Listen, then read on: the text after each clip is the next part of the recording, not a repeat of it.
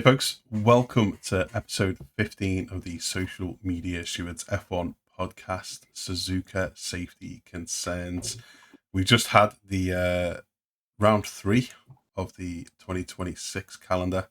Lots to talk about, but before we do that, thank you so much for all the support you've shown so far on the podcast, on Reels, on everything, for getting involved in the conversation. We do appreciate it, and we look forward to everything we're going to kind of discuss together over the coming season. It looks like there's going to be a lot of ups and downs through it. But start today with the race, bud. Another early one. Luckily, last early one for a while. We were rather tired watching that race. It was another early start to the day. Before we dive into it, apologies, I did not get my prediction out, mainly because I didn't get a chance to watch anything until the race over the weekend. Or see anything until the race, so I do apologise for not getting my prediction out. Does mean that I didn't get it wrong though. So that's true. Upsides to everything. But we had young Kimi on pole position to start the race. We did. Yes, running a high after race 2 in China, only to get absolutely swallowed as the lights went out. Yeah, he did indeed. Yeah, it's those Ferraris off the line, absolutely incredible. But to be fair, so were the McLarens this week. Yeah. I mean, we weren't really expecting that, but only because normally the McLarens don't start the race. Yeah. So how are we to know? Do you know what I mean? We weren't going to expect that, were we? But to be fair, Piastri was strong off that line. Yeah, he jumped both mechs. Yes. Managed to kind of get him round the outside of Kimi and then shut the door hard on George. Oh, yeah. He wasn't taking any prisoners there. But what impressed me is when they were watching it back and Jensen Button was on the commentary. And he called it like from the onboard. He was like, oh, that sounds more like wheel spin. And then it went back to, I think it was Lando's onboard or someone else's onboard, and you could see those wheels just spinning and the smoke coming off the back of them. I was like, oh yeah, geez, that's a driver. That just watching the onboard. That's wheel spin. But yeah, he got swallowed. I think he went down to like 6th. He did 5th or 6th. Yeah, he did.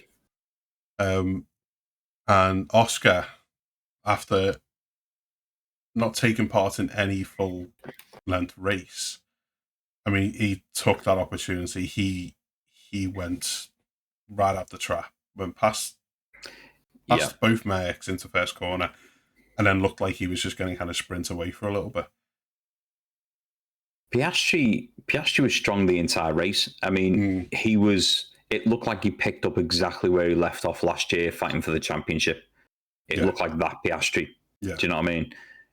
Because for the first 2/3 of last year, Piastri was strong, very strong. And it only seemed to be after he had that crash at Azerbaijan that maybe his confidence went down a little bit. And so we started to see a little bit of a dip in his performance, if you like. But after not seeing him for the first 2 races of the season, it was kind of like, he'll just be getting to grips with the car. It'll be more of a data thing for him. I thought it'd be a race of learning, but he came out the gate swinging, and he did a fantastic job for the entire race.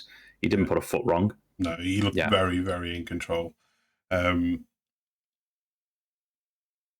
What got me dead early on though, and it was like the first real overtake. It was like lap 3, or lap 2 or 3, and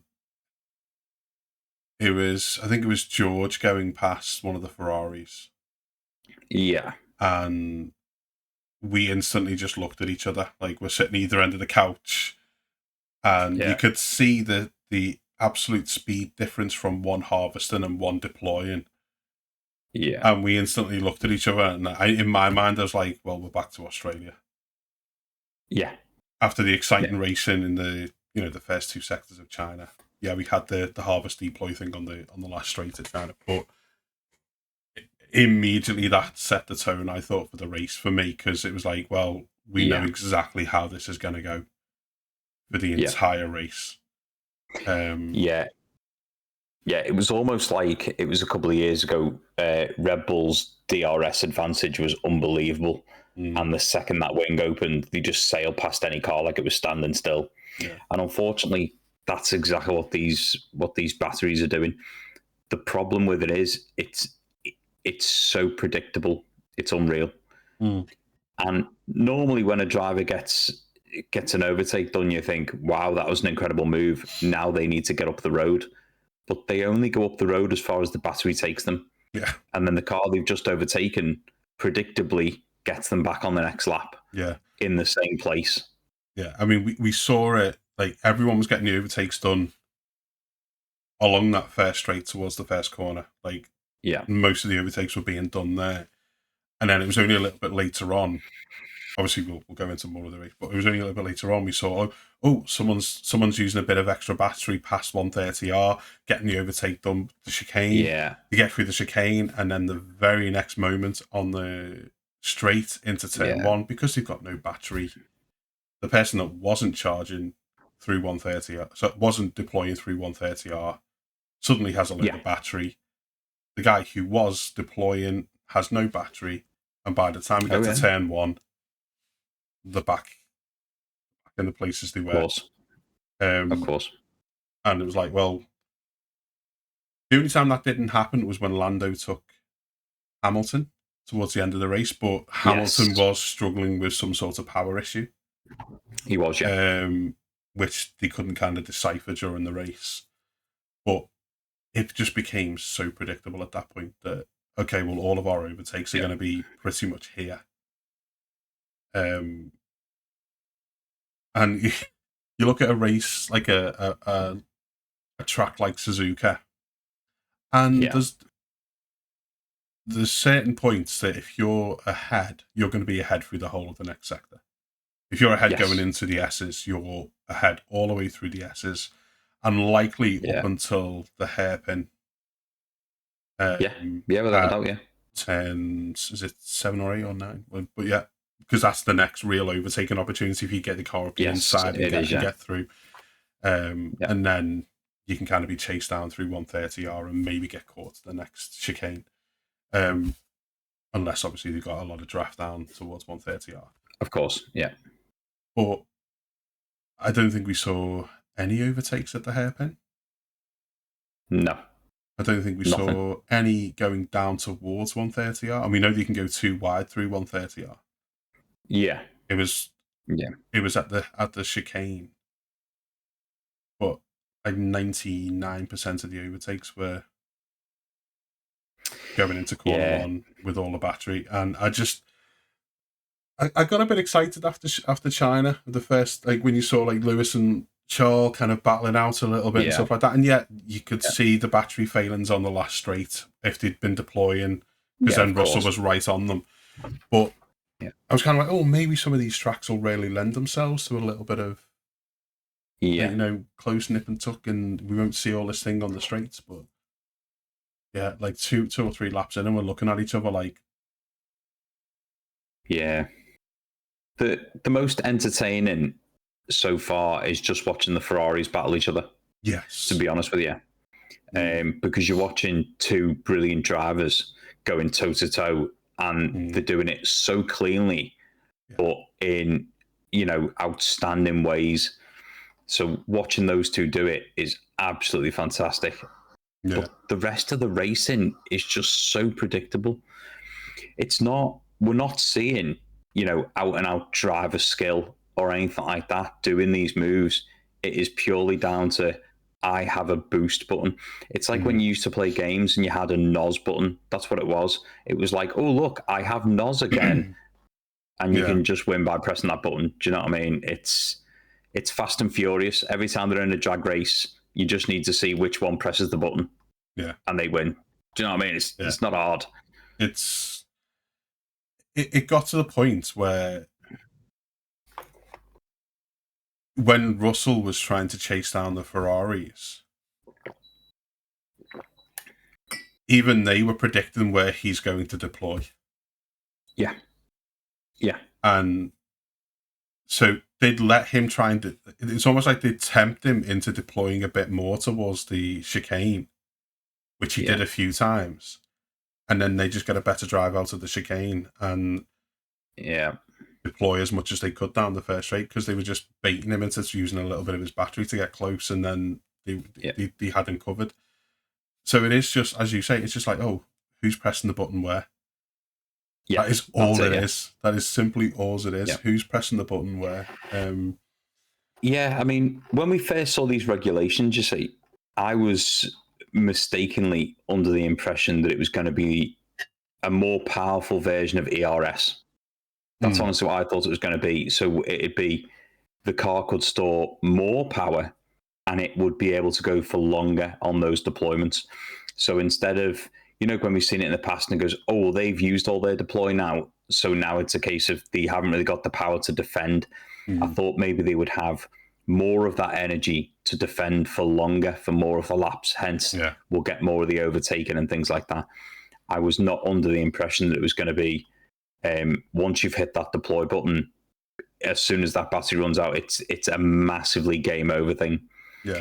I wasn't quite comprehending how weak they've made the engines compared to the batteries. Yeah. And that's what's killed it. If it was a more powerful ERS mode where you could use it more often and maybe for longer, I think that'd be for a win. But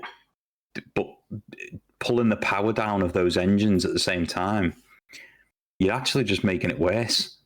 A lot worse. Yeah. It's crazy. Then the race kind of just settled in, like in those first few laps. Like Oscar was out front and kind of pushing away for a bit, but then inevitably, like the Mercedes started to like reel him in.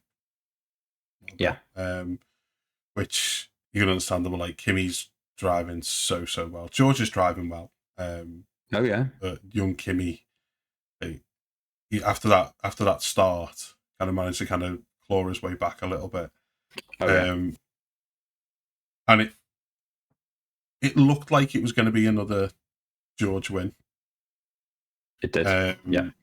Because of that poor start from Kimi and the fact that George was, he got past the Ferraris and was able to, start reeling in Oscar a little bit. He pits. Yeah. And a lap later, everything turns on its head when we see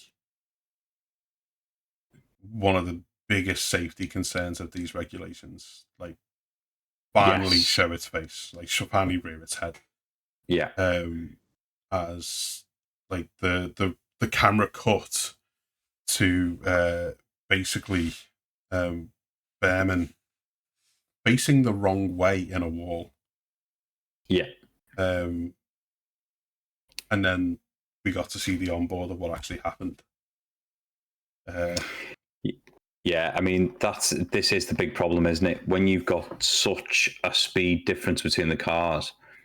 I mean, 50 kilometers an hour, that's 30 miles an hour. It doesn't sound like much, but actually it's massive. It is massive. When there's a 30 mile an hour difference, it's even on normal road cars, and I was saying this to you before the stream, on our motorways here in the UK, it's 70 miles an hour. If somebody pulls onto that motorway in front of you doing 40, it's a massive issue. Yeah. It's not just a case of, I'll gradually slow down. It's not like that. And at those speeds, 200 mile an hour, the closing distance, it's tiny amounts of time, tiny amounts. And the speed you've got to react, we were bound to have issues like this. And it is a massive safety concern. I mean, what was that impact? 50G into a wall? 50G kind of going backwards by the time he hit the wall. Yeah. Which is huge. Yeah. Like, it's roughly the same G as Max's crash at Silverstone. It's 5G more than Sainz's. It was at Spain. We did like 45, 46G impact. Oh, yeah. If you watch the onboard, and I've got the video looping in the corner for anybody watching on YouTube, they're kind of sweeping around the right-hander before the double left, before the straight towards 130R. Yeah. And it's you're on a bit of an elevation going up. You've got very limited visibility in your mirrors anyway. So if you're Colapinto, you're not looking behind you at this point. You're trying to line up your braking point. And then all of a sudden, this Haas bears down on you at 30 mile an hour more, close to 30 mile an hour more than what you're doing. Oh yeah. And you're not even in the braking zone yet. Yep. Like the only person who knew what was going on in that whole incident was Behrman, until Colapinto saw Behrman go past him sideways. Of course. It's just, if you're a racing driver, you expect the only time for another driver to be slowing down in front of you is as he gets to the braking zone. Of course. Or he's got an issue. Or he's got some sort of issue, but if he's going, if you're going like full tilt, they're usually going full tilt as well. Oh yeah. But Colapinto was harvesting. He was deploying at a point in the track where they both should have just been going for it. Oh yeah. And if you listen to the kind of post-race interview of Sainz, apparently they have been saying this to the FIA all along. Oh yeah. There should be no instance on a racetrack where the closing delta is nearly 30 mile an hour. Oh no. No. And Sainz says you don't see it in any other motorsport, precisely because it's dangerous. Yeah. But they've not been listening to the drivers at all. Yeah. It's like, do you know what it reminds me of? They've done things on F1 circuits before when it's like a race weekend and they're just trying to do the normal thing of filling time. Like, oh, I'm going to show you this interesting piece. And 90% of the time, it's not interesting. They're just trying to fill airtime. But they've done it where they've got, say, I don't know, a Jaguar F-Type on the track, and they'll go, we'll set this car going now. Then we'll have a supercar that will set off 10 seconds after that, and an F1 car going, 15 seconds after that, to show just how fast those cars are. And it looks like, when you see the closing speed of that, it looks like when you have an F1 car coming up behind a supercar or an F2 car. It's that kind of closing speed, that kind of closing distance. And those drivers do not have time. No. Don't get me wrong, these F1 drivers have got reactions like fighter pilots. So if he couldn't get himself out of that situation in time, it's clearly not possible. Oliver Behrman is not a bad driver. No. If that had happened to Stroll, maybe you could question it. Oliver Behrman is not a bad driver in the slightest. And the simple fact is that was clearly unavoidable for him. Yeah. That's the problem. Yeah. And you've only got to look at it. It's like some of the drivers have said, you let that happen at another track. Okay, he had a bit of a run off there. But what happens when it's, say, Monaco? Can you imagine that closing speed in the tunnel at Monaco? Do you know what I mean? It's completely plausible, and you think there's nowhere to go. Absolutely nowhere to go. Yeah. Monaco, Vegas, Miami, Singapore, Azerbaijan. Oh, Azerbaijan would be brutal. Brutal. Hey, if they don't get something sorted, like you watch Behrman hobbling away from that. I thought he'd broken something. He could not put any weight down on his right leg. He had to be helped by a marshal. He had to be sat down. Oh yeah. Thankfully, he's fine. Thankfully, he's okay. He went for scans, no breaks, anything like that. Just a little bit shaken, as you'd expect. Hitting a wall at 308 kilometers an hour. But if something isn't sorted, we're not gonna get out of this season without the driver being injured. Oh yeah. In some major way, broken arm, a broken leg, God forbid worse. Yeah, I mean, what I don't understand about this is that they've gone to great lengths, thank goodness, in years gone by of making these cars so safe. You've only got to look at Roman Grosjean, You know what I mean? Mhm. Absolutely unbelievable that he walked away from that. But you look at it, regardless of the cars going upside down, through the gravel, over crash barriers, whatever, all of the drivers have managed to walk away, and they might have had to go to the medical centre, whatever, but they've all walked away. And you think, that is absolutely fantastic. But what I don't understand is why are we going to great lengths to make the cars so safe, but then make the racing so dangerous? One thing laughs at the other. You've only got to look at Williams. They missed the first part of like shakedown, partially because the chassis didn't pass the crash tests. So you go, how can you be so stringent and yet so flippant about these regulations? Yeah. It makes no sense. It's like we're going to make them safer because we know you're going to crash. Mm. It's Yeah. daft. I mean, Yeah. the whole thing is like running the cars at full tilt, as they have done in past years, is dangerous Yeah. enough. Of course That it is is. dangerous enough. One mistake Yeah. at 200 plus mile an hour could result in serious injury for one or two drivers. Yeah. You know, a mistake, just a slight mistake at that point, it doesn't have to involve another car. We've seen it, put them in a wall. It's dangerous enough letting them go at full tilt. Of course it is. And now you're saying, well, some will be going at full tilt and some won't. Yeah. Yeah. It's like you are just asking for it. And Sainz, he said, in his when he was talking like post race, that the way he's talking, it sounds like they're just listening to the teams. They haven't been listening to the drivers. So he's like, us drivers are saying this isn't safe. Something's going to happen, and the teams kind of be. My guess is some of the teams are like, well, everything's okay. Look at the racing, isn't it exciting? Yeah. Because certain teams want to keep their advantages or whatever. We don't know the ins and outs of those conversations, but it sounds very much like from pre-season the drivers have been saying, this is dangerous. Yeah. This needs to be addressed. We can't be in a situation we have this closing delta. Yeah. And it sounds very much like they've gone, yeah, but look, 102 overtakes. Like the FIA are kind of going, but it's more entertaining. Look, 102 overtakes there. Oh, we're probably going to get 80 overtakes at this race. Yeah, I mean, what shocks me with this is I think Sainz is exactly right. They have been listening to the teams rather than the drivers.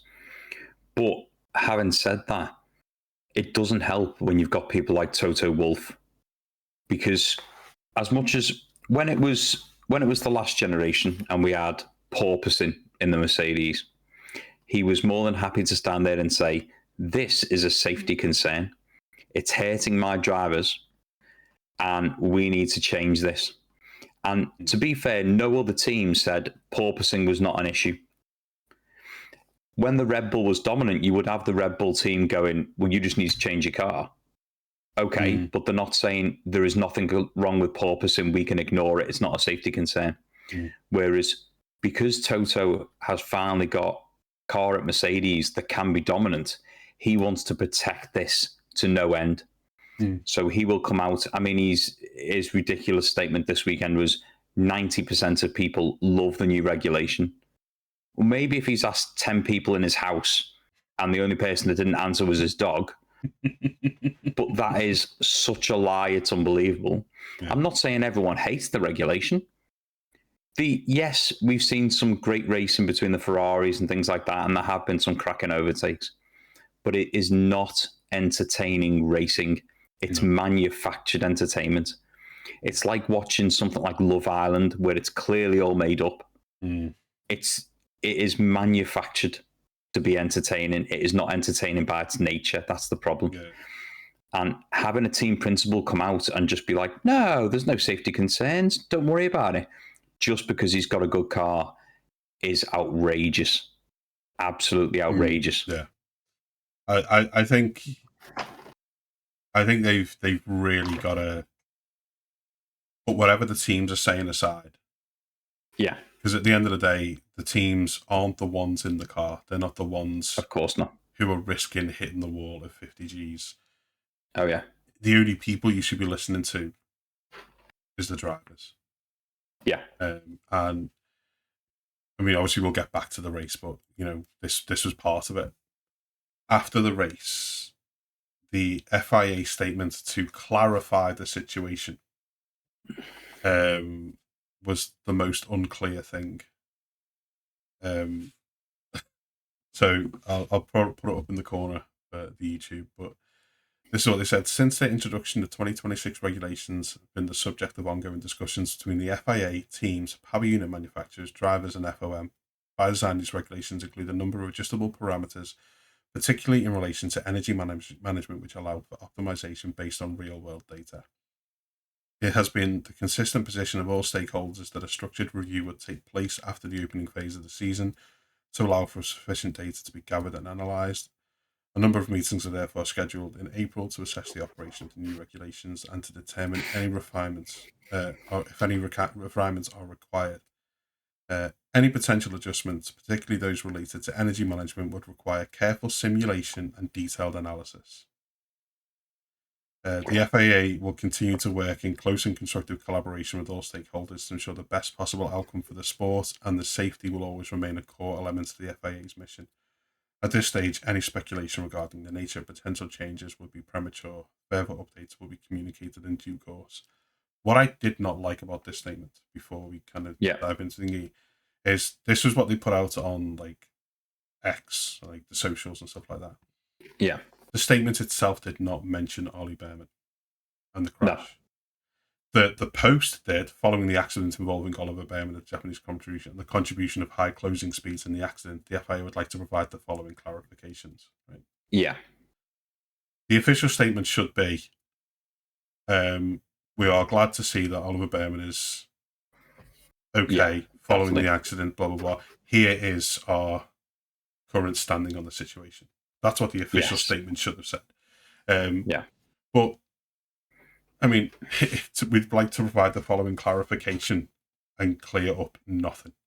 Other than to say, oh, well, we're talking. Do you know what I find the biggest problem with that statement is, apart from the fact that they didn't mention Oliver Behrman, also that they're glad that he's okay and all that, was we will consult with our stakeholders or shareholders. Well, I'm sorry, but a load of businessmen making millions of pounds each year off F1 are not the people that should be getting consulted. Yeah, I think they are not. I think like stakeholders is meant to include teams, power unit manufacturers, drivers, FOM, Liberty Media, all of that. Liberty Media shouldn't be in the conversation. Yeah, but I don't. Yeah, but they should have just said we're going to consult the drivers and teams. Yes. Because at the end of the day, that's like saying we're going to start an environmental study and we're going to ask an oil tycoon. Well, I'm sorry, it doesn't work. It's the way they keep wording things is as though we are a massive corporate enterprise and we're going to have a corporate meeting about it. Well, that's not what matters. I'm sorry. When it's down to safety concerns, they should be speaking to the drivers first and foremost. Yeah. And if the drivers are concerned about things, like the way we saw it in years gone by when we had, was it 16 of the cars off the track not start a race because of tyre concerns? Because all the drivers banded together and went, we are not driving this because it's unsafe. Yeah. And, don't get me wrong, if I woke up at 5 a.m. to watch a race and all the drivers came around and went, we're not going to race this, it's unsafe, I'd be gutted, but I'd just go back to bed because I completely understand it, because it is vastly unsafe. I mean, the race before the Formula One, which is why the race was delayed slightly, was a Porsche Cup race, wasn't it? So there was an accident in that race where one of the Porsche cars went over the fencing. So it wasn't even a big crash either. It was only a nudge, but for some reason that car spun, catapulted on its roof and went over the crash barrier. It actually went over the fence vertically. Me and you looked at a clip of it yesterday after the race. That was actually at Suzuka before the F1 race. That's why it was delayed. Yeah. And you think, well, I'm not being funny, but you can see accidents can happen. And those were two cars traveling at the same speed. And it was a small nudge. It wasn't a big impact. Having such a massive speed difference is ridiculous, and you wouldn't have it in any other sport. You just wouldn't. The only time you see that kind of distance is, when you have Le Mans 24 and you have different classes of car on the track. Yeah. That's the only difference. And there are rules in place to ensure that, of course, there are. The lower classes allow the faster classes through. Of course. Now, it's funny, obviously, about the statements that you say you shouldn't be consulting like anyone who's involved, like the profit side of it. It's because it's not like they haven't made this. I had to Google which race it was. It's not like they haven't made safety decisions based on financial parts in the past. 2021. I was trying to think which race it was. It was Spa, where it was far too wet to race. The cars should never have been on the track. But so that they could say that a race took place, they let them run round behind the safety car for a couple of laps and then declared it race 1 half points. Race took place half points. Because if the race takes place, well, they don't have to give anybody the gate receipt back. Yeah. So for safety, they ran behind the safety car to allow the race to actually have taken place. Yeah. It was a completely financial decision. Of course. Yeah. So yeah, I'm with you on that. There's no way anybody but the drivers first and foremost. Of course. Team second should be consulted there.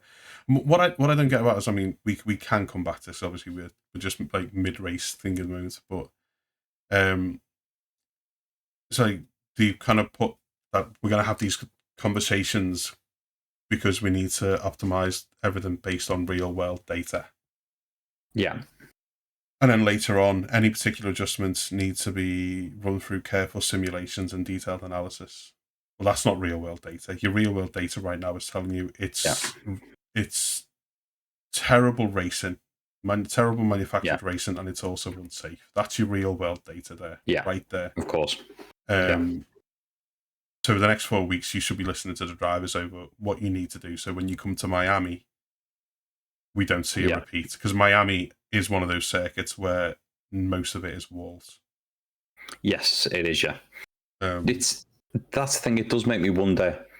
As I don't mean to knock on Toto, but will the only time he changes his mind, will that be when one of his drivers gets in a crash because of this? Yeah. Do you know what I mean? Or God forbid, injured, because I don't want to see any driver get injured, especially not.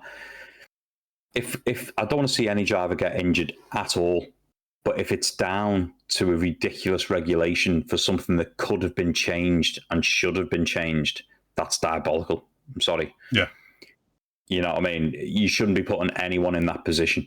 No. It's bad enough that we've got Stroll on the track, let alone that we've got these regulations with this sort of closing distance. That is unbelievable. Well, we said last week, with the Aston Martins, for example, they're not safe to be on track, so they should not be on track.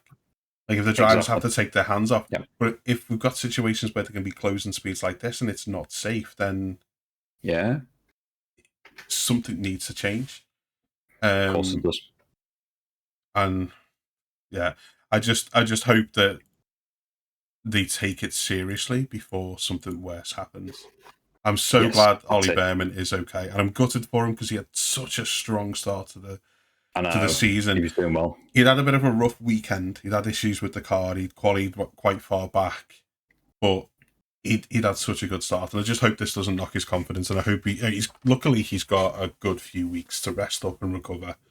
Yeah, that's it. And come back. But then, we saw the safety car out, and the race kind of turned on its head for a few people. Yeah. George Russell had pitted one lap before, thought, right, I can get the undercut on people out in front. Yeah. Next thing you know, young Kimmy's got a free stop. Gasly's got a free stop. Yeah, I didn't love that at all. I mean, poor Russell. It just, It does. Unfortunately for Russell, it does make me chuckle, and it's only because when Russell thinks he could get on the podium, it's the way he talks about it over the radio. It's like, I've been forecast a podium. I was planned for the win and all this. And you're like, if you're an F1 driver, don't you always plan for the win? Yeah. Don't you always want to be on the podium? Do you know what I mean? I don't understand that. But the way he instantly came over the radio, this isn't fair. And you're like, it's a safety car. I'm pretty sure Behrman's not so happy about it either, you know? Do you know what I mean? Just like, it's the luck of the draw. Was it something like this is outrageous or something over the this is outrageous, yeah. You're like, yeah. Come on, George. You've been the beneficiary in the past, but yeah, like Kimi must have been like, oh, Kimi must have thought he was on a recovery drive after that start. Yes, definitely. And now all of a sudden he's got a free pit stop. He's got clean air. He's going to come out in first. Piastri as well got a free pit stop. Driven well. Going to still be in second. So they went in, pitted, come out. We thought Lewis would get in and get out and remain in third. But he had a bit of a slow getaway from the pit lane and ended up back in, was it fourth or fifth? I can't remember exactly what it is. But fifth, I think. Yeah, he was in fifth, behind George. Yeah, yes. he came up behind Leclerc and Russell. And Russell found himself the meat between a Ferrari sandwich for not the first time. Yes, he did. This season. And when the restart hit, like Kimi, before the restart, and this we were talking about this as well before the restart. George over the radio, is Kimi gonna go where we've trained? Yeah. As in, like, is he going to restart at the point in the track where we trained to do this? And me and you immediately said to each other, like, why would I go at a point in the track that I know you're prepared for? Yeah, of course. Why would you? Because you've got to be thinking, as much as it's a team sport and Mercedes want to get as many points. Yeah. Kimi and George are fighting, essentially at the moment, fighting each other for the World Championship. They're in the strongest car. Of course they are, yeah. If I'm Kimi, I'm thinking, well, he knows that we've been practicing starting maybe at 130R. Yeah. So I'm not going to go there. I'm going to go in such a place that he can't get the jump on the car in front of him, and I can get down the road. Oh yeah. And it looked like that's exactly what Kimi did, to be fair, because George was not ready when Kimi went. No, not in the slightest. So much so that he took a screenshot, didn't he? What were you saying? Yeah, so effectively, Russell looked like he was going backwards a little bit. He certainly didn't have the same pace that he did before. So where was it? I did get the thing up. Yeah, so effectively, he looked into the issue after the race because he did look like he was having issues. So it says Russell lost a podium position due to a bug in the software code. So triggered by pressing a button and shifting gears simultaneously, this action caused the power unit to mistakenly go into super clip, charging the battery at the wrong time and making him vulnerable to being overtaken. So it was effectively like he pressed two buttons at once. It took a screenshot and just went, I'm not having it. That's it. Yeah, I mean, what a weird thing to have happen. Yeah. You know what I mean, that's so strange. But that's the thing. That's something that it may have been in the software, but unless you press those two buttons at the same time, it's never happened before. Do you know when you're playing a game and you press a button and you bound it by mistake to something else, and you're like, "Oh, I didn't want that." That's exactly what happened in Russell's car. Yeah, I wonder how much of that was down to being caught out at Kimi Gavin at the wrong place. Maybe. And he's like, "Oh, I've got to." The thing is, you know yourself. You can pre-race and all that. Of course, as a team, you are gonna talk about every scenario. So it goes, well, if there's a crash on lap 1 and it's a safety car, we're not going to box for tyres. If it's on lap 10, what do you want to do? Do you want to come in for another set of mediums? And you'll play out all these various scenarios. That's why whenever we hear one of the Ferrari drivers were on lap 3 and they're like, I think it's plan E. You're like, how have you managed that in 3 laps? Yeah. But obviously, all those scenarios, they've got planned out. Now, don't get me wrong, I could barely remember A, B, and C, let alone remember all the way to E, especially while you're driving at those kind of speeds. Yeah. When I'm driving with my wife, I can barely remember where I'm going, let alone strategies. You've got no hope, right? So it's impressive that they can even do that. But you know yourself, if you're on a track and you're leading a race and you've got to do that safety car restart, you are going to do what benefits you. Yeah. That is the way it is, because that's what you're supposed to do. Yeah. It turns out it's racing. It's as much as it's a team sport. If Russell was in second, I can understand him going where they've trained to go. But even then, you wouldn't want to leave yourself open for George either. No. Because you know if you're the driver behind, you could anticipate that and already be on the accelerator ready to overtake. It's not just that, but you're telling me George would have? No.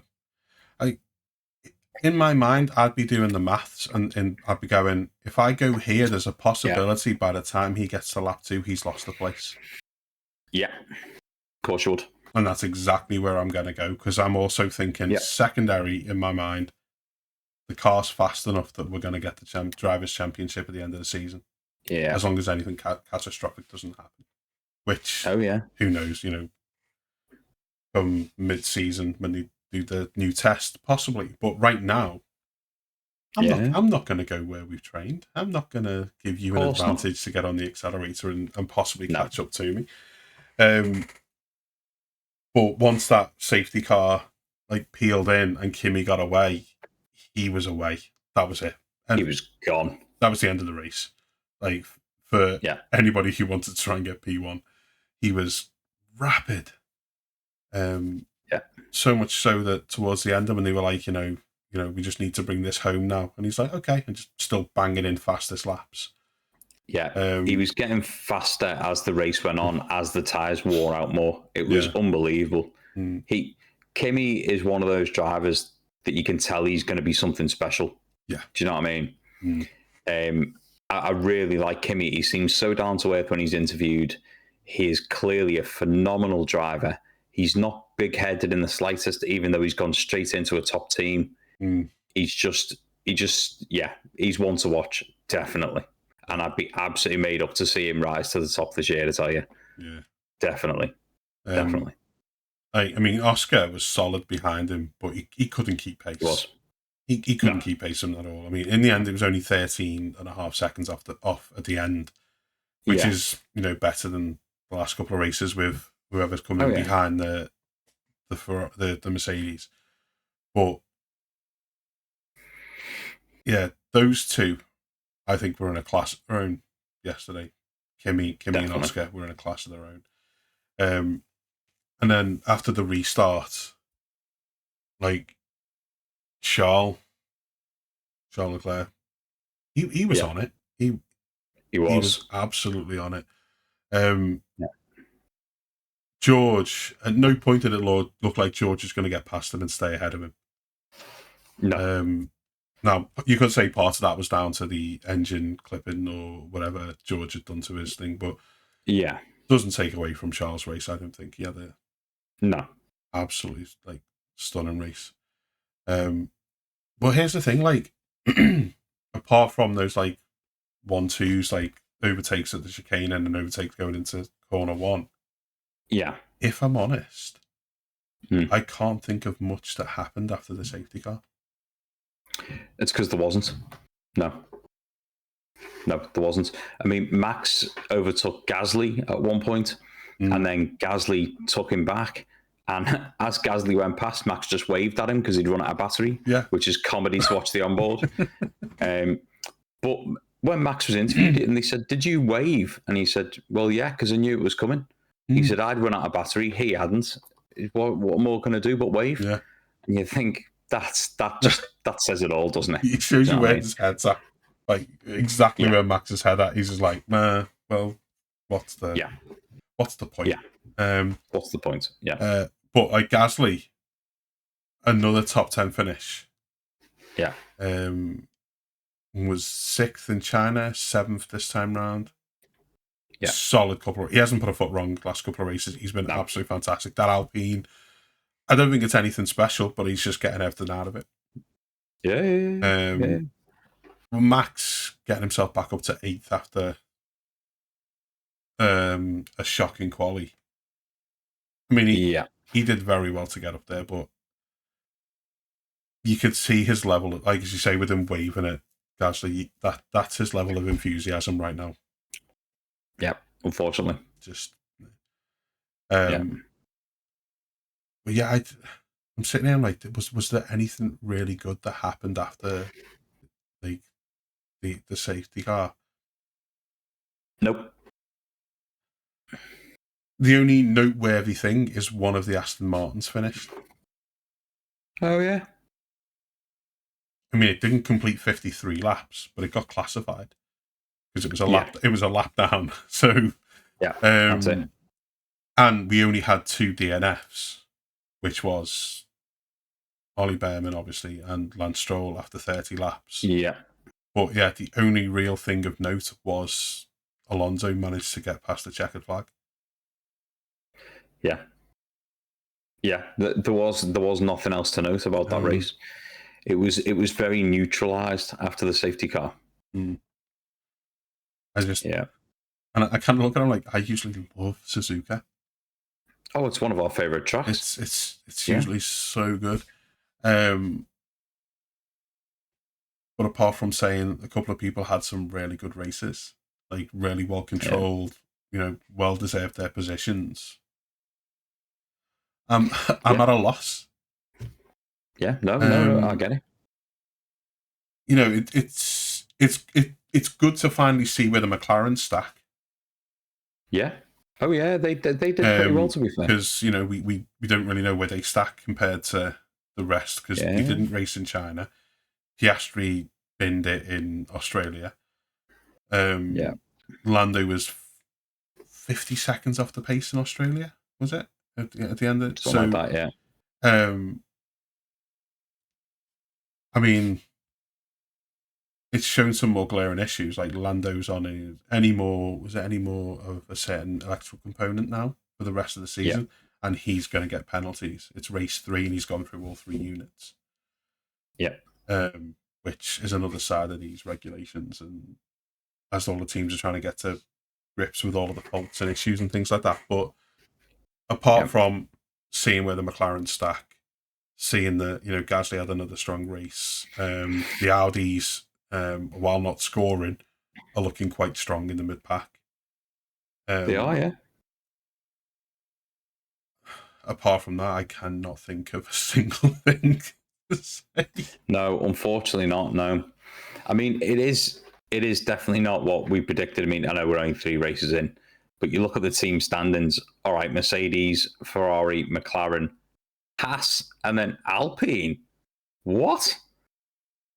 And then it's Red Bull and Racing Bulls, and you're like, hang on a mo, what happened there? Yeah. Do you know what I mean? And don't get me wrong, I'm made up for them. It's good to see different teams climbing the board, and it is only 3 races in, but that's, I mean, 4th place even for Haas, and that's with Behrman out as well in this race. Well, you just think, it's a bit of an odd one, this. Well, up until, I mean, even if both Hasses hadn't finished, it'd still be in 4th. Oh, yeah. Because up until today, it was all Behrman's points. It was 1 point for Ocon. Yes. To leave them in 4th, so they're on 18 points. But, I mean, we said this last time as well. Like, Red Bull, something needs to turn around there. It does. Yeah. Because, Hadjar had a better quali than Max, but went backwards.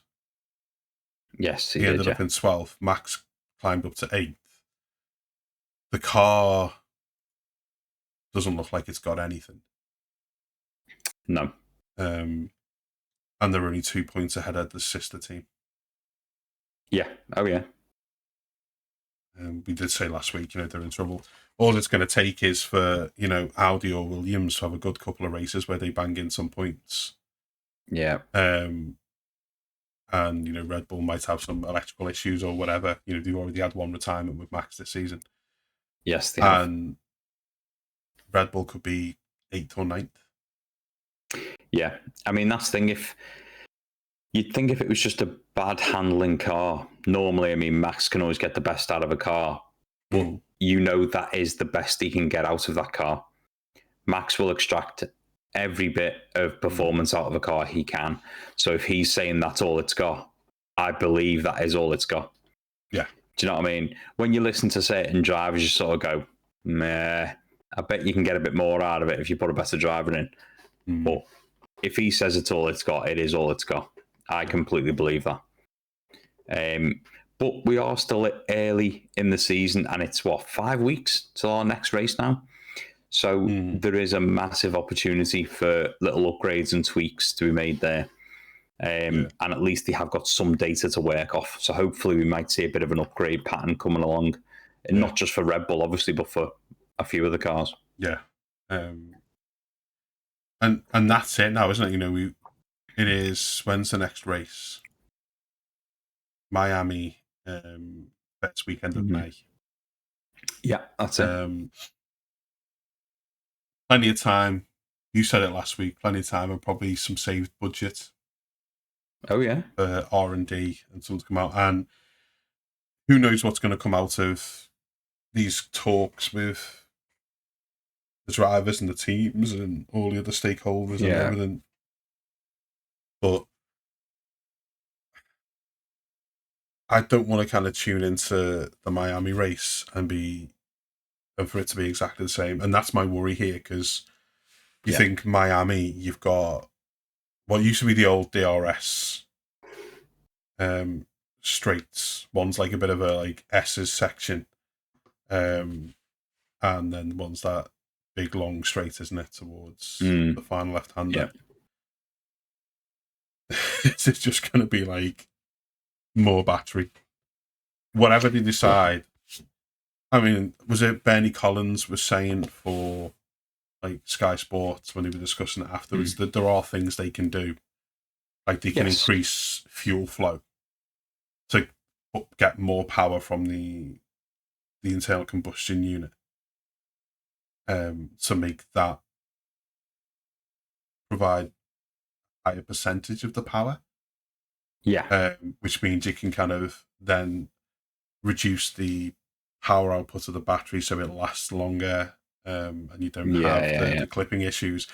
Problem there is fuel use efficiency. Do you have the right size fuel tanks to be able to take more fuel to make up for the extra fuel flow? The other side of that, she said, was obviously all the teams have different fuel providers, so some of them will get more of a benefit out of that than others. And that was another thing I never understood about this regulation. It's like, okay, it's fully sustainable fuel, brilliant. Why isn't it one provider?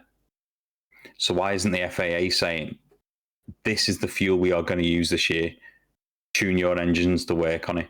Why has each team got their own fuel being provided? Because again, that's just another area where it's like, well, we can have a slightly different, tweak to this or tweak to that, and it just doesn't make sense to me. Yeah, if you want to move towards like cost control and net zero and everything, don't have so many different companies working on spending money on making different fuel compounds. You did it with tire manufacturers. You had multiple tire manufacturers, and in the interest of cost saving and being more environmentally friendly, you move towards one. Oh yeah. Why again do we have different fuel? How the FIA kind of works towards, or how Formula One works towards stuff. You'll be listening to an argument for it, and you're kind of like, oh, that actually makes a lot of sense. And then you go and look at how they do something else, and you're like, but why don't you apply the same thinking over here that you do over there? Why is it two totally different thinking methods towards everything? I think that is partially because the FIA have looked at it and gone, well, we'd have to put in the legwork to find the people to make it. Would we have to pay them for the research and the development, blah, blah, blah, blah, blah. Whereas if they put it down to the teams have to do all the legwork. They have to do the research with the manufacturers. They have to spend the money. Yeah, well, so, the thing is, like with Pirelli pay out their own pocket for everything. For the tires. Pirelli do, but I'm talking about the fuels though. So there'd be probably, like, depending on, I guess it all depends on the market, doesn't it? Is there going to be a market for fully sustainable synthetic fuel? Whereas Pirelli knows there's a market for people who want to buy tires for their cars. Yes, of course. And yeah, it's. I can't remember what one of the other things she said, but there's a couple of different ways where they can adjust these regulations to make this clipping and this harvesting issue and this speed delta issue all but disappear. And they've got to do something. Of course. But we said in the past, like, if they're talking about like this, being carbon neutral by 2030 and everything like that, and like net zero and all of that. Well, you are using synthetic fuels. You're not using that's it. Fossil fuel. Right. So you're not drilling, you're not like any, fracking, you're not doing anything like that. No, you got no company doing any of that to get the fuel for the car. Yeah. Just throw V10s back in and to be done with it. Yeah. That's it. If you want to strap a battery to it for some ERS and a bit of overtake, grand. Yeah. Not a problem. Just go back to engines. Yeah. I really hope we're going to see like a mid-season statement from the FIA, which will be after analysis and real-world data, we've decided that these regulations are not what F1 should be. Yeah. And so from 2027, we'll be reverting back to, even if they threw last year's engines back in for a couple of seasons whilst they figured something out. It's we got 4 weeks, but my worry is we've got 4 weeks of this, and then it's just going to be, oh well, we chatted to everybody, and all we're going to do is reduce the deployment. Yeah. So they last longer, but the cars will effectively be slower. Unfortunately, I think you're completely right. I do think that's what will happen. Yeah, completely. So they'll be even slower than they are now, which is monstrously slower than the 2025 cars. Yeah. Every year we've always gone to a track and they'll always tell you last year's pole lap was this, or last year's fastest lap was this. I can't believe they've just gone 0.5 of a second, 0.9 of a second clear of it. Even 0.1 of a second is outrageous. You're just like, that is unbelievable. Yeah. Whereas this year, there is not a track on the calendar that will get their time beaten. Not one. It's always like, oh, well, it is 2 seconds slower, but, it is only qualifying. And you're like, no. Don't play that game. Yeah. You've never done that, ever. Here's how bad it is. Like, every single race, every single quali, here's the onboard from the qualifying lap. And it looks amazing. Like, usually you're watching the onboards, like, oh, it's so good, so good. Like, in past seasons, like, oh, wow, look, he was right on the limit there. Look how quickly he threw that car in. Like, amazing. This week, here's Kimi Antonelli's onboard for his quali lap, and you're watching the first few sectors. Oh, it's looking all right. It's looking fine. He takes the double left-hander leading onto the straight towards 130R. The moment he hits that straight, it switches to external cameras. Because they didn't want to show how bad the clipping was by the time they hit 130R. And then it stayed on external cameras until the end of the lap. And they got called up for it. They got called, and then they released another tweet basically saying, oh, there was a malfunction with his onboard towards the end of the lap, so we had to show you the Of course there externals. was. Of course there was, yeah. I believe every ounce of that. Yeah. No. They're trying so desperately to hide the shortfall and the shortcomings of these regulations that they're resorting to manipulating the onboard lap. They know they've made a mistake. They just don't want to admit to it. No, they don't. You know what I mean? They don't. And the thing is, if they're that confident that the fans are loving it and all that, all they need to do is, on the next F1 race, is say, if you go to the F1 homepage right now, click this link, or like f1.com/vote, like what you'd normally use for the driver thing or whatever. And you could go on there and it says, do you prefer the 2026 regulations over the previous year's regulations? Or just put up a single thing of, would you like to carry on see us getting greener and using more battery energy? Or option 2, V10s for the win.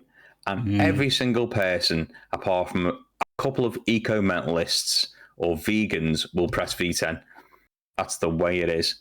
But they'll never ask the question because they know the statistic of 90% of fans are loving it. Well, I'm sorry, but you've clearly not asked loads of people, have you? No. Do you know what I mean? Or you've asked them in a hostage situation when they've been tied to a chair in a basement. Yeah, that's the only other explanation.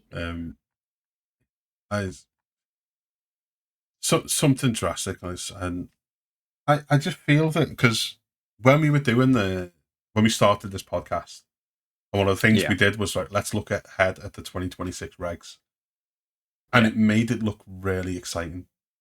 It did. And we were genuine, like we could see some like overtakes, and one of the things we said was we're going to see, it's going to separate the men from the boys kind of thing. We're going to see which drivers have really got the ability. Yeah. We haven't seen that. We thought, less downforce, less drag. We're going to see fighting the car around corners. We're going to see who's got that edge. All we've seen is who knows when to press a button. Yeah. That's it. Yeah. And it's so frustrating because I love this sport. Yeah. I've watched it like pretty much my whole life, and I don't think I've ever been in a position where I'm watching it going, well, okay. Yeah. That's the thing for me. It's like, for anybody that knows me, I do not watch sport. This is the only sport I watch. Anything else just absolutely annoys me to no end. It's like, don't get me wrong, nothing against people with this, but like, I can't watch football, say for instance, on the TV. And it's partially because there's no atmosphere to it. I find it quite boring. And nothing annoys me more than when you go for halftime or straight after the game and they start telling you, well, if that player had just kicked it to the left and this imaginary player would have kicked it to the right and there would have been a goal. I'm sorry, it didn't happen. Stop playing make-believe. It annoys me. Whereas going to watch a live game, with my dad or whatever when I was younger, absolutely amazing. Atmosphere is incredible. The same, for me, the same with the Formula One when it's on. I will watch none of the pre-show, and I can't stand the after show. I can't stand the guy standing there with the sky pad going, "Oh, let's draw a line on the TV." I'm sorry, get in the bin. I don't like it. It's, I record qualifying, and the first hour and a half of the recording is waffle until it says start of Q1 in 2 minutes, and then I press play. Because I'm just like, I don't need to hear about how the weather is or what person you spoke to under a palm tree. It doesn't matter. Get out of my way. Annoys me. Don't get me wrong, I do pay attention to some of the interviews, but when it's just utter waffle about nothing, I think this has got nothing to do with the sport. This is the only sport on the face of the planet that I enjoy. Watching, anyway. I do enjoy playing sports, no problem. Yeah. But watching it, F1 is my go-to. That's it. Yeah. Well, racing, touring car racing, entertaining as anything. The Nuremberg Ring, when Max was on, Le Mans 24, I love all that. But it's car racing that I love. And in no other race, in no other format of racing have I ever seen them purposefully make the cars slower. in nothing else. You look at America, they're all massive V8s, even the same as Australia. Could you imagine them saying, we're now going to make it an inline 4-cylinder with a small turbo and a massive battery? No. They would burn it to the ground. The fans would not stand for it. No. That's just the way it is. And when you look at the prices they're charging for F1 now, just to get in for general admission, give the fans what they want. We don't care about your green agenda nonsense. Give us what we want. Yeah. And especially when it's making the races unsafe. That's a ridiculous proposition. I totally agree. I think, as we said earlier, you got to listen to the drivers and listen to your fans as well. And part of the problem is going to be like, well, it was sold out, and we had big numbers watching on TVs. Well, yeah, because people will watch it, but you've got to listen to what they're saying to you as well. Like, it's not just that. Sorry, go on, finish your thoughts. No, it's just like we watch it because we love the sport, and we just we want to see the sport, but we're not watching this going, this is amazing. No. Now we're watching this going, this is frustrating. Yeah. And actually, if it went down this road for 2 or 3 seasons, would we still be like, should we get up at 5 to watch that race? Or should we just, watch it in the afternoon with some snacks or something and just like skip through some bits? It only takes a couple of seasons to turn really good, loyal fans into people who are like, well, I've got a choice between going out for the day or watching the race. I'm going to go out for the day. Yeah. I mean, the other side of being able to turn around and say, oh, yeah, but look at that, look at that racetrack, it was sold out. How many people buy their tickets over 6 months in advance? Yeah. Do you know what I mean? In all seriousness, I know there's people in work who bought tickets, or their children have bought tickets, and they bought them pre-Christmas for Silverstone. Do you know what I mean? You're like, that's in July? So you think no one's just going on a whim on a Friday going, fancy going to the racetrack, let's buy tickets now and go.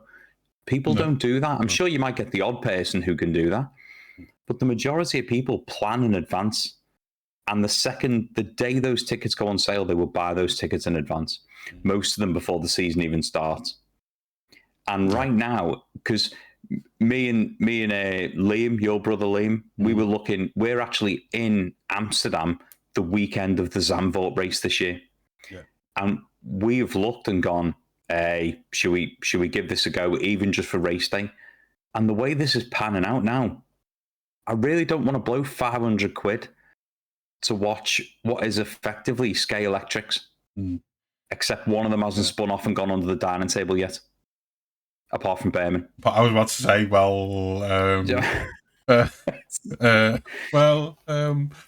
I mean, normally in Sky Electrics, that's because you're going too fast around the corner. Yeah. Well, he was. It's just the one in front wasn't. Not true.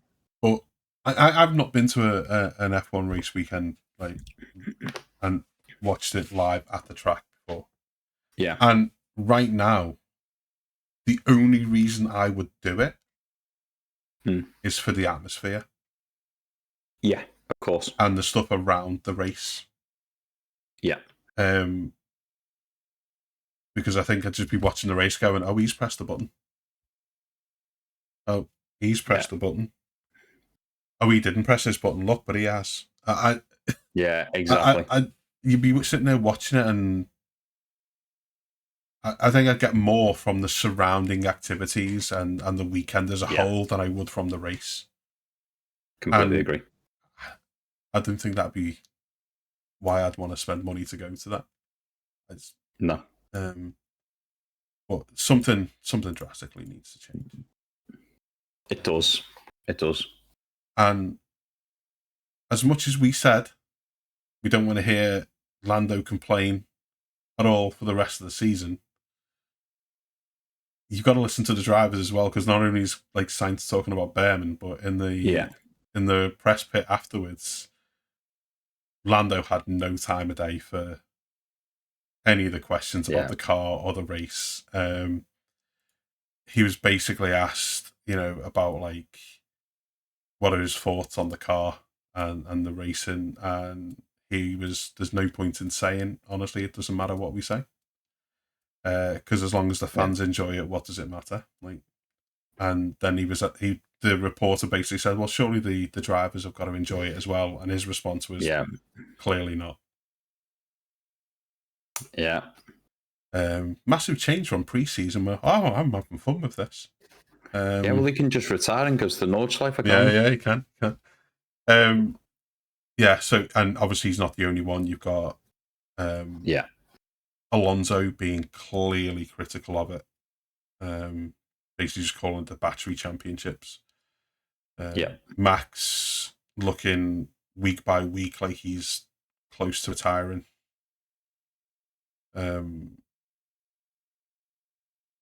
None of them, if they're being absolutely brutally honest about it, are enjoying it. Yeah. No. None of them are. No. And the problem there is, like, fans not enjoying it is one thing. You want the fans to enjoy it, obviously. It's an entertainment sport. You want them to be there. Yeah. But for the fans to enjoy it, you need the best drivers driving the best cars. Yeah. We talk about the car side of it, and like we're not happy with like the battery and all that kind of stuff. But then you look at the drivers. If you end up in a situation where you run off drivers like Alonso, like Verstappen, like give it a season or two, if Norris isn't enjoying it, would he look at another challenge? If Piastri's not enjoying it, would he look at another challenge? If you start putting the best drivers in the world off being in the pinnacle of the sport, you end up with, and this is no respect to drivers that will come in, and no disrespect to drivers that will come in and take their place, but they obviously wouldn't be the cream of the crop. Of course not, no. They'd be the ones that just want to have their shot at F1. Yeah. And the top field has left and gone on to more exciting stuff because this doesn't suit them. So there's a whole kind of situation that could kind of build up here where you've got rubbish cars that are putting off fans, that are putting off the best drivers. Yeah. And if you're so short-sighted as the FIA and FOM and F1 that you can't see that, there's going to be trouble in a couple of years' time. Of course it is. I don't think it'll even take that long. I really don't. Yeah, I really don't. It feels like, I know it feels like we're being like so negative. But you're listening to evidence coming out of the press pit, it's coming out of the cockpits from the drivers. If you're watching the races, it's hard to kind of sit there going, "Woo! Look at this! It's amazing." But it's not that we're trying to be negative. It's the fact that we want them to listen. Yeah, and we want them to genuinely make change for the better. Don't get me wrong. If they came out during this break and said, "Look, we hear you. We've made a mistake, but we can't fully change the cars, obviously, until next year. So next year we're going to revert back to, it'll still be the same body style, same aero, same active, all that nonsense. But we're going to change the engines back to what they were last year with the ERS system until we come up with something better for 2028, 29. Do you know what I mean? Just if they came out and just completely admitted they were wrong, do you know what? Utter respect to them. But to just bury their head in the sand and ignore everything is not the way to do it. No. They are not going to, the fans are going to show them no love for that at all. No. At all. No. I think you're absolutely right. Absolutely. But as we come to the end of that race, bud. Yes. We have our youngest ever championship leading driver. Oh, yes. As Kimi managed to leapfrog George. Taking all the positives from this, Kim, as you said before, Kimi's going to be something special. Yes, without a doubt. He really is. He's now got a 9-point lead over George. George isn't happy about it. He's come out, obviously, and said that if it wasn't for the safety car, he would have won. Don't know how he figures that out. I think No, I it's don't know that either. George in George land, as you say. Like when he gets in his head that he should have been on the podium, then for some reason he's convinced that no one could compete with him. But the truth there was, in that second stint, Kimi was untouchable. No one could get close to his lap times, and back-to-back wins. Now, I'm so glad for him. I'm so glad for him. But I kind of think coming back to we were discussing about the front wing closing issue thing, where the Mercedes, there was complaints about the front wing closing speed in China. The FIA have gone, okay, we'll accept Mercedes' response to that, and the response was, it was a hydraulic fluid issue on both Mercedes. That meant that whilst the signal was being sent within the 400 milliseconds, the close wasn't happening for another 400 milliseconds. Yeah. Oddly happened on both Mercedes. It wasn't so much that the signal was being sent. There's sensors on the front wings, so as they're closing, they closed enough to touch the sensors within the 400 milliseconds, but then took the extra 400 milliseconds to close fully. So it wasn't that a signal was being sent. It was purely that it was like, just by chance, both cars perfectly touched the sensors that you installed to show that they're closed when they weren't closed, and both took a matching amount of time to fully close. It wasn't a hydraulic issue. It was an out-and-out cheat, and they know it. They basically said there was a hydraulic issue, wasn't it? Like something to do with a lack of hydraulic fluid or something, like pressure or pressure. But it just happened to affect both Mercedes. Like, it harps back to when Ferrari were playing the trick with the sensors on the fuel pump, where when it wasn't reading, they were sending more fuel through, and when it was reading, they were limiting how much fuel was going through to trick the sensor. It harpers back to that. And I think if that was the case, I honestly think Kimi and George should have been DQ'd from China. No way FIA should have been accepting the explanation of the matter. It should have been, well, don't let it happen again, but you're DQ'd. But they didn't. So we are in a position where Kimi is 9 points ahead of George. After 3 races. Interesting thing there, if they had been DQ'd, Charles Leclerc would be the championship leader. Yeah, that's true, right now. Which would be an interesting take on things. But what I want for Kimi from this, 2 back-to-back wins, I don't want this break to halt that momentum, to stop that momentum. I don't think it will. I want him to be like, right, I'm onto this now. I'm in the Sims. I'm pushing for the next few weeks, and I'm going to hit Miami, and I want it to make it 3 in a row. I really do.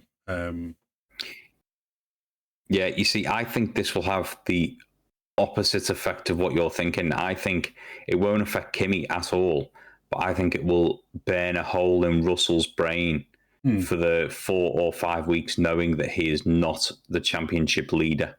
Yeah. Even though he was the championship favourite from the beginning. Yeah. I think that'll really burn a hole in his brain. Yeah. I think it's more like, I don't think it's going to play on Kimi's head, like, and get into his own head on it. I think it's more like, in sports, momentum is huge. And whilst you've got the momentum, you want to be racing every week whilst you've got the momentum. And you want to be kind of like stretching that. And then all of a sudden, you're going to go cold for 4 weeks, 5 weeks.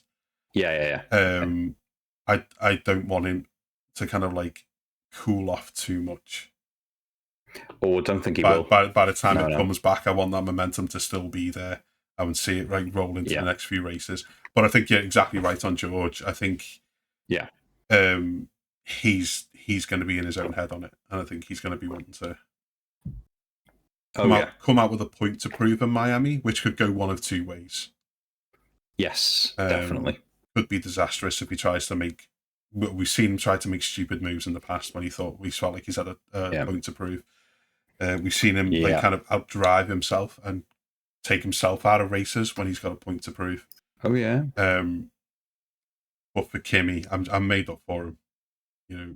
Oh, I am as well. He had a bit of a rough one last season. A couple of silly crashes, little mistakes. You know, like think about Austria when he took out Max and things like that. He had a little bit of a rough season where you could see the signs of his promise. You really could. You could see his potential. But now, 3 races in, 2 wins, leading the championship. Yeah. Oh yes. He's in the quickest car on the track. I want to see him kind of just keep pushing on. Yeah, definitely. I'd be made up if he can do it, but it is looking right now though that 1 or 2 DNFs here and there, and it's not going to be as clean cut for Mercedes. No, especially it's not. with Ferrari back on them. Yeah, George is 14 points ahead of Leclerc, and you know Lewis in 4th is 31 points behind Kimi, but that's one race DNF for Kimi, and Lewis is. Oh yeah, of course. Can pull him in a little bit. McLaren's surprisingly, even though they're both in 5th and 6th, Lando and Oscar. Yeah. Considering they haven't really, like, Oscar's, that was his first race. Yeah. Oh yeah. Put himself, into 6th.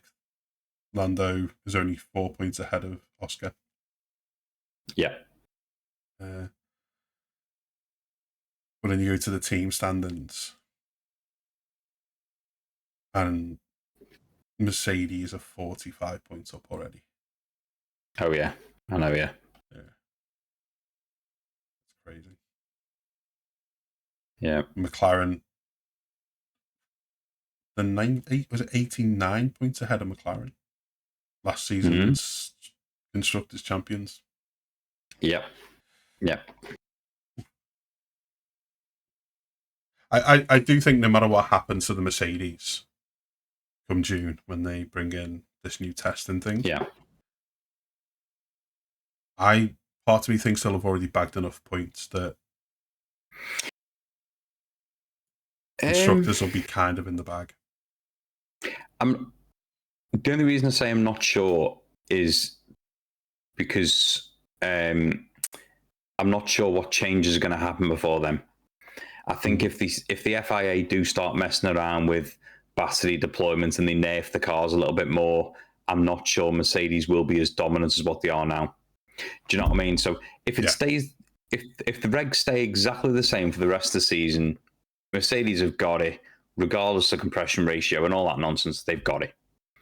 If they start changing the deployments and all that, I think it'll be an out-and-out battle between Ferrari and Mercedes. I don't think McLaren have quite got the pace, but then again, we haven't seen much of them. So we'll have to see on that one. But I think it all depends on what the FIA do with these regs. That's the big issue, isn't it? Yeah. I mean, I just wonder, like, because it feels like it's the Mercedes top end speed. The one, like, it's clearly a quicker car around the whole track. So I just wonder, even if you change battery deployment, like how much are they getting from how much that top end speed is coming from the battery compared to the engine, if the engine is giving them that extra, or if they are getting slightly more compression. I don't know. Is the honest answer? Yeah. It's all who knows, isn't it? And it's all to play out. But part of me thinks that even if they do have to change something to pass this new June test. Yes. Yeah. If things keep trending the way they are, I think they could lose significant performance in the second half of the season and still have bagged enough points in the first half that they'll score enough to close it out in the second. Yeah, even if they're being outscored by Ferrari and McLaren here and there, they'll have enough of a lead that it's not going to matter. But that to me opens a whole new bag of worms. If they do have to make adjustments in June, essentially changing regulations mid-season just feels weird. I can understand. I can understand messing with battery deployments and harvesting thing because that applies to every single team. Yeah, and every single team's got to apply the same harvesting and the same deployments. So that evens it out and levels it out across everybody. But if a new testing method comes in that proves that one car is doing something that other cars aren't doing, but they were allowed to do it for half a season, I just don't get where that kind of makes the whole of the season fair for everybody. Well, it doesn't. No, it doesn't. But yeah, it's one of those things. You can look at it so many different ways. It doesn't make it fair, but in the same sense, it was never fair that Mercedes were allowed to get away with it in the first place. Oh, yeah. If it comes in that they are doing that, I completely get that. Yeah. Because I mean, we spoke about this previously, and I won't go. I'm not going to open that rabbit hole again. But it is purely down to the way it's all worded. Yeah. And you can't have a sentence that says compression ratio is 16:1, and then try and get around that by saying, but it's only tested at this room temperature. It doesn't. That's not what it says. It doesn't state 16:1 at this room temperature. It says 16:1. That's it. It then says we'll test it there. You can't. You know what I mean? As far as I'm concerned, you read that there is zero leeway. Mercedes thought there is a leeway because you can't see it when you're testing it. So it's, as far as I'm concerned, it should never have been even a question in Mercedes' mind. They know it's wrong. So if it gets changed halfway through the season, it's their own fault. Oh yeah. I'm with you. And we have, like, I'm not going to open it, but it was that second, we said in the past, it was the second sentence that opened up the loophole. That was all. It was just that second sentence. If that wasn't there, and all it said was 16:1 at all times. Yeah, you're not even in a scenario where midway through the season, a team might have to change something that's been given them an advantage for the first half. Of course, yeah. Of course. And if I was every other team there, and there was a drastic reduction in Mercedes' performance past the 1st of June, I would not be happy. No, at all. And this is from a Merc fan. Yeah. I think they should have been disqualified in China, and I think that whatever this engine, I think, should have been tidied up way before we got into point scoring. Definitely. In terms of race and driver and team standings, but though I think that is it. That's about it. News-wise, I mean, it was race day yesterday. We've only just seen driver statements and things like that. Yeah. There hasn't been much. I've just seen an article on Sky Sports regarding Toto Wolff discussing Christian Horner possibly returning to the sport. Oh yeah. Long and short of it is he thinks Christian Horner's past actions, in inverted commas, may be putting roadblocks in the way of him returning to the sport, and maybe why some teams don't want to give much time to discussions with any consortium that Christian Horner is part of.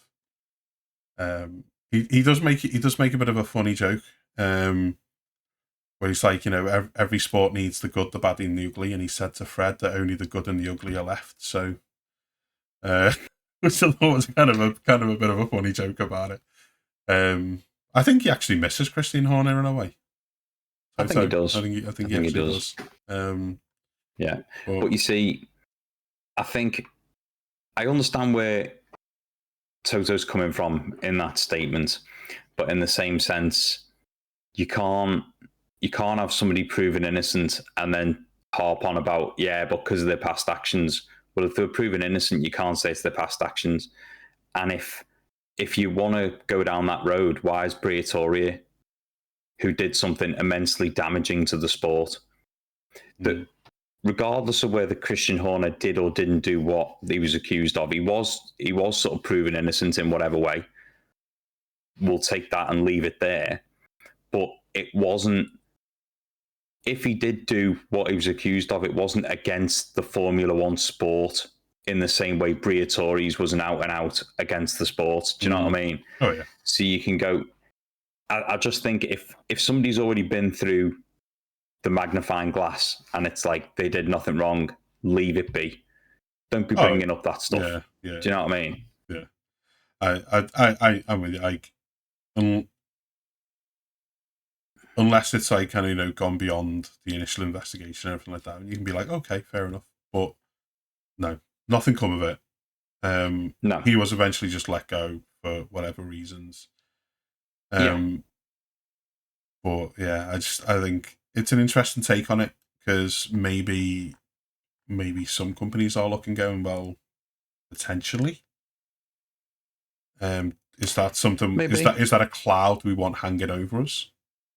Maybe. But when one of the teams is Alpine, and as you say, Briatore's there. Yeah. I don't think anybody in the sport is happy that Briatore's there. The FIA even tried to. No.